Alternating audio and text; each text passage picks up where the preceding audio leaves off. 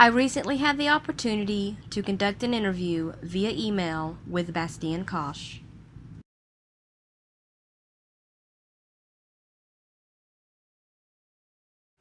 Unfortunately, in my line of work, the art often comes second, as it tends to be catered towards wowing the audience with something new, whether it is narratively imperative or not. Purely in the realm of artistic merit, not business, when done in the correct order, when narrative drives the necessity for visual effects.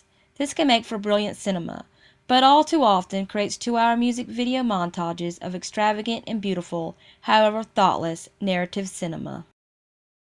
As a small but interesting side effect, the freedom gained by directors in visual effects has allowed camera moves so silly that although most audiences don't know why, they feel that what they have seen looks very CGI-like. Now, regardless of whether the CGI is flawless or not, the sheer feasibility of what you are seeing is often so outrageous, combined with extravagant camera moves, that the audience is literally thrown out of the story, intimacy, or any smidgen of relating, emoting with a character, and subsequently only too often reminded that they are sitting in a cinema watching pixels, which is never a good thing. As to mass media's role post-creation, it simply takes on a complete life of its own, and is truly a very effective and powerful influence. It is no coincidence that genres come in these huge group cycles, from westerns to aliens to disaster movies, back to zombies, and so on, then repeat. So for me personally, as a writer and director, I am always trying to merge and develop genres that are on the rise or have been dormant for a long time, or even to try and give birth to a new genre altogether.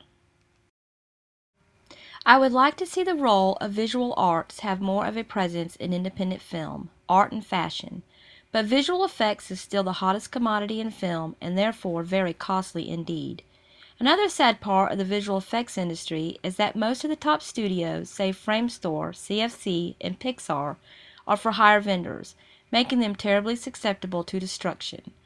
This is why Marauder Film is a story-based ideas company, a content creator, writing and developing its own feature films and IP internally whilst having a strong foundation in visual effects.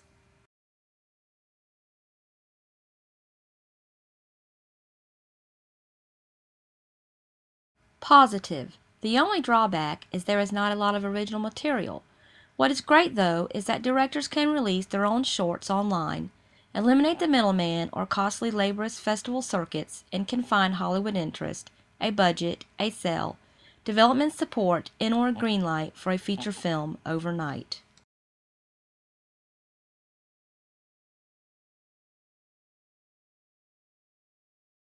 Star Wars is the obvious one. I'm especially aware of it with my connection to Lucasfilm, Industrial Light and Magic. But not just official Star Wars related imagery. It has permeated generations in all forms all around the world. Just from my recent personal travel, I saw graffiti imagery in Buenos Aires to its Legos in Amsterdam, fast food sponsors in Tokyo, and now Angry Birds on my iPhone.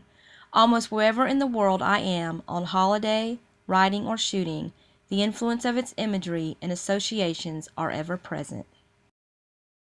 It's an incredible thing and never ceases to amaze me, especially since I have worked so close with so many of the original artists of those films. It continues to inspire generations, but at the end of the day, it also saddens me that the influence of those films are not purely out of original artistic and narrative merit. The film business remains a business after all, therefore merchandise and toy sales clearly begin to fuel the narrative, and I wonder if that will leave a blemish on the longevity and legacy of some franchises, or even a subtle malignant aura in the new generation.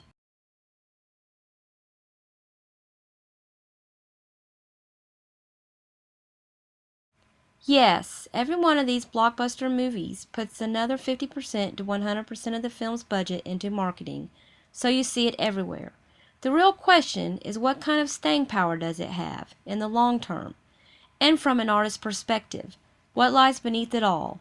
Is there something to take away from this story? Will you remember it in 5 years' time? The art of poster creation is also often overlooked, with big actor names and faces featured dominantly, but most people will simply see a single image or a few key aspects of the film in a trailer and based off that alone make their judgment on whether to see it or not. Sometimes, especially in sequels, imagery similar to other or previous successful films will be used to make an attempt at reviving the audience's interest, and something the studio knows works. So yes, Hollywood is possibly the #1 industry in the world, responsible for mass producing and mass marketing, distributing its imagery.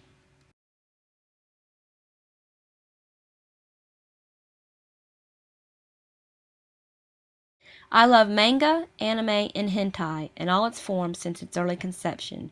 The composition and the way artists portray action in a single still is incredibly creative and often totally unique. I never liked DC or Marvel and was simply enthralled with Japanese comics, which had complex and strange characters, Eastern mythology or mixed mythology. I grew up for a time in Luxembourg, which was inundated with French, bande dessinée, and so I got my hands on the comics and learnt French in the process, which made my parents eager to buy it for me. It turns out that now, more than ever, these influences are penetrating into and finding a huge audience in the West, which is why it has been a personal dream to work on films like the Transformers saga and Rango, which I think has many similarities to Akira Toriyama's World of Dr. Slump and Dragon Ball, with humans, animals, and aliens of equal intelligence living on one planet. Star Wars 2, in fact, in Pacific Rim, which is about as close to Neon Genesis Evangelion as I have come as a filmmaker and designer.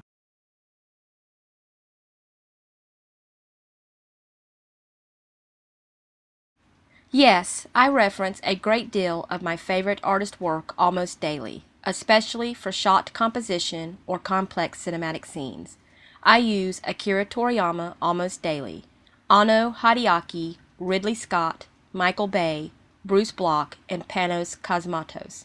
I have so much love for so many artists, but I back it all up with a lot of technical and narrative reading. I will do some heavy reading, often period material, like David McCullough's 1776 or Ragnar's Ring Cycle. I'm a true believer in fixing it in the script first.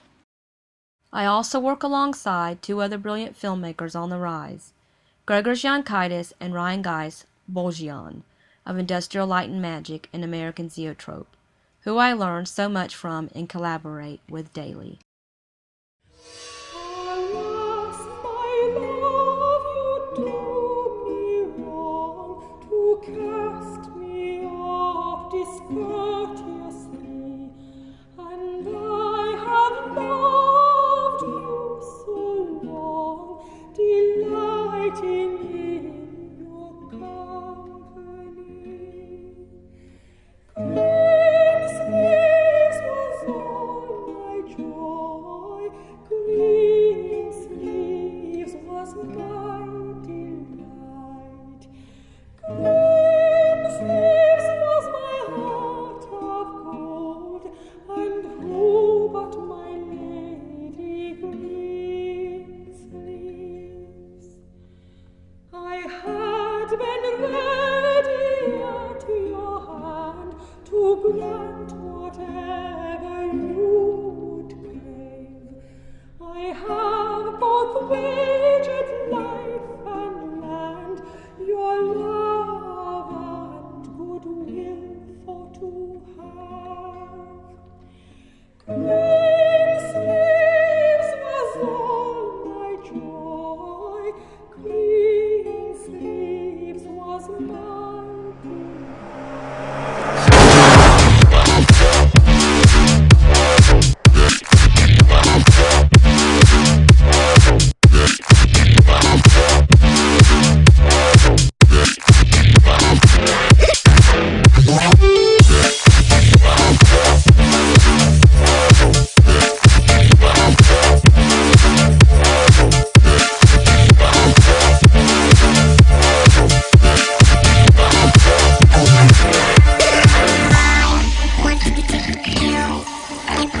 Bye.